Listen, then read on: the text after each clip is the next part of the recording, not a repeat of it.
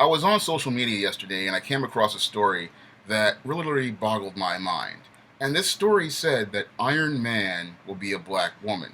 Iron Man, who was originally Tony Stark, a white guy, will now be a black woman. Let me run that by you again. Iron Man will be a black woman. I don't know where to start in where these guys at Marvel Comics went wrong. When you listen to this concept, you just say it's completely ridiculous. And when I started to read the backstory for this concept, I started to see how absurd it really is. Now, according to this creator, Brian Michael Bendis, who's known for some out there concepts, he says that this 15-year-old child prodigy, Riri Williams, decides she's just going to make her own Iron Man armor in her dorm room. Now, I have a family member who went to a Ivy League college, and she had her own dorm room. And the single rooms usually are about the size of a good walk-in closet. There's not much space in there for much of anything. But according to Brian Michael Bendis, there's enough room in there to have the tools for us to design a suit of Iron Man armor, to have the space for the materials for a suit of Iron Man armor, and the room for a computer for the Iron Man armor. Not to mention, this girl with a full course load is going to have the time to put into creating her own suit of Iron Man armor. When you think about it from that level, you start going, this concept is pretty ridiculous, even for a comic book. And what's even more illogical about this concept is that this girl is 15 years old. Now, I know a lot of people are going to say, well, Tony Stark was 15 years old, but no, Tony Stark was not creating Iron Man armors at 15 years old, because Tony Stark, when he was created by Stan Lee back then, was created to be a character who had a natural and organic character progression. He couldn't do everything. He had to learn. And the whole point of the original concept of Iron Man was this arrogant millionaire who was disconnected from people, and living in an ivory tower, puts on this steel metal shell that protects him from the world, but the irony is it connects him to the world. And I listened to that concept and that Brian Michael Bendis is making, and I'm going, this pretty much contradicts everything that Tony Stark was all about regarding Iron Man, and pretty much shows, how poor of a writer your Brian Michael Bendis is. Because when I look at this Riri Williams character that he has made, she has all the trappings of a Mary Sue. And you ask, what is a Mary Sue? A Mary Sue is a character who can do everything, knows everything, and is absolutely perfect. And I've seen, in the last couple of years, different Mary Sues throughout the comic book world. Mary Sue such as your Damian Wayne, who's supposed to be the son of Batman, and he never goes through any sort of training, any sort of development, any sort of character development, and he knows everything like Batman. He can do everything that Batman does, and he's absolutely perfect. And the reason why people don't connect with that character is because he's a Mary Sue. They can see it. And I'm looking at this Riri Williams, and I'm looking at yet another Mary Sue. Absolutely perfect, knows everything, can do everything, and is so smart, she can do what Tony Stark did when he was a grown man. When you look at that character, you go, this is a very, very poorly thought out character. This is a poorly developed character. And I look at it and I just shake my head, because when I was sitting there developing a character like Isis, I had to do years of research, one, on Egyptian mythology, Nubian mythology, and Black history, and two, I had to create a logical character progression so that readers could see this character change and grow. Because part of what is entertaining about superheroes is the character transformation arc they go through. They cannot be, getting all their powers all at once and being perfect all at once. They have to go through a character transformation process, and that's what the origin is. That this character who started out one way eventually learns what they need to know so they can establish their mission for being a hero. And this Riri Williams never really goes through any sort of character progression as I see it. She's just gonna get this tech and make this Iron Man suit. and that's supposed to be the foundation for a character. And that's a very shaky foundation, especially when you start looking at it from the continuity of Marvel Comics. Because I remember a little story back in 1987, 88, when I was in high school, called The Armor Wars. And during this Armor Wars, Tony Stark had one of his technicians, Abe Zimmer of Accutech, a subsidiary of Stark Enterprises at the time, create a tapeworm that went around the world erasing Iron Man's technology off of all the servers of all the computers in the world that had hacked it the first time. And in addition to this, he had went out and destroyed all these Iron Man armors. So how would this girl get access to the specs for the Iron Man technology? Again, it just shows you how bad a writer this Brian Michael Bendis is, that he just didn't do his research regarding this character. I look at that right there, and I would be, if I'm an editor listening to the pitch, this story is getting canned because I'm saying that this is not fitting into the continuity. Yeah, you want to create a new character, but the foundations for the character structure are shaky. They're not stable. They're not, well thought out.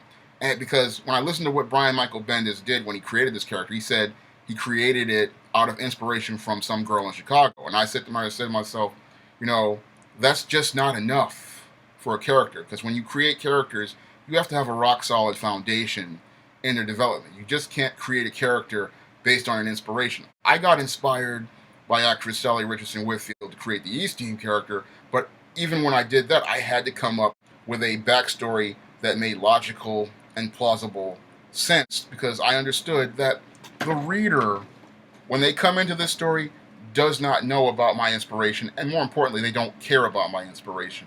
They care about a logical progression for the character's storyline. They care about what about all the plot points working out. They care about what direction the character's going in, and they care about the foundations for it, because those foundations for the character's development are the things that readers are going to relate to and identify with. And the big problem with this Riri Williams is that all she is basically a look and a skin color. I don't see much of a personality, not much of a voice, and the backstory is fundamentally flawed. You cannot create characters with fundamentally flawed backgrounds. And I hear all these black people, they were getting excited saying, oh, we have a black female Iron Man, but that's really not enough. It's underdeveloped. When I look at the development of Natasha Irons, John Henry Irons' cousin, he's Steel, she had a nice organic character progression. She worked alongside John Henry Irons as he was developing the Steel suit, and she got to know, the tech and the specs and all that stuff. So when John Henry Irons decided he didn't want to be Steel for a while, when she created her own suit, there was a foundation for an organic character progression for her to become Steel for that brief moment. It was believable. It was logical. It followed a progression. But in this case, I look at it and I go, there's no logical progression here. There's no foundations on the structure. Structure's really weak. And this is the kind of concept, if I was creating it, it would be put in the back for a while to develop a bit, because it's just not strong enough. And when you look at this character, again, you just see another really poor execution. It almost reminds me of the execution on the new Captain America back in the 80s, when he had a sidekick, Lamar Hoskins, who was Bucky. And you think about that concept, that's ridiculous too, because here you have a grown man who was supposed to be bigger than Captain America, the same education, and he's dressed up in a child's costume. Moreover, they called him Bucky, and the term Buck is a racist term. And thankfully, back in the 80s, writer Mark Grunwald listened to people when they told him this was messed up, and he took responsibility for it and said, yeah, this is messed up. I'm sorry that I made this mistake. And he corrected it by turning Lamar Hoskins into Battlestar. Sadly, Marvel hasn't done much with Battlestar, but he at least admitted his mistake. And I think Marvel really needs to admit their mistake with this black female Iron Man before it bites them in the rear end. Because when you start to really look at this whole concept, you start saying, how racist it is, because here you have a black woman called Iron Man, and that in and of itself is racist when you think about it, because oftentimes in media we have the black woman often portrayed in a masculine way, and here we have a black woman called Iron Man. Think about that. You're basically saying again that the black woman is hard and she's masculine. That's what you're saying with by calling her Iron Man.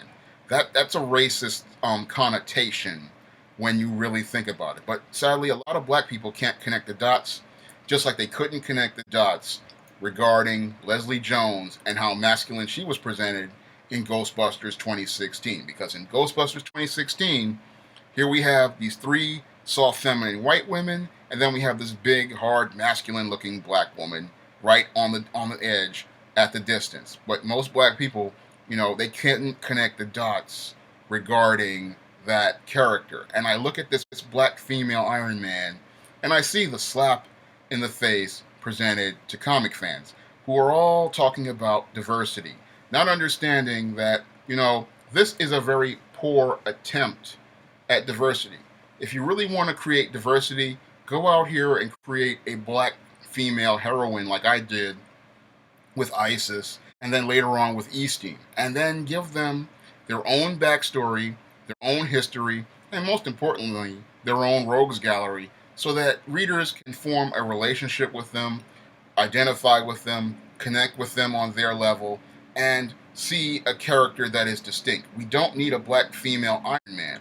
And from a business standpoint, we really don't need one, because here we have Captain America Civil War being one of the top movies of the year. And instead of building on that momentum of synergize with the publishing division, here we have Marvel Comics fumbling the football yet again. Because I look at the series of publications coming out of there, and it's just sad that there's no sort of editorial oversight over there. Here you have Captain America, who was in a storyline where he said Hail Hydra at the end, even though it was proven to be a cosmic cube. And we have female Thor, female Wolverine, black Captain America, who was basically the Falcon with a Captain America shield. And these are all poor attempts at diversity. A really good attempt at diversity would be, again, creating characters of color who are unique, who are their own individuals, and who don't have to piggyback on the names of other characters. And some people would say that I'm being a racist or an Uncle Tom, and that's not the case at all. As a creator, I want to see a distinct character. I want to create distinct characters. I want to see original characters. I mean, I believe that that's going to add diversity, because they're not trying to put on some other character's clothes and be some other character. That I want them to be their own character. I want them to be a character that stands up on its own and readers connect with on their own. The whole idea of a black female Iron Man, is ridiculous to me. And the way that this Brian Michael Bendis has gone about executing it shows me that he's a poor writer, he has no vision, he has no creativity, and he really shouldn't be doing comics at all, because I look at that concept as a black man, and I take deep offense to that, because you're saying that this black woman is masculine, and you're doing it in a very underhanded and passive-aggressive way. That's all I have to say for this video. You can comment, rate, and subscribe.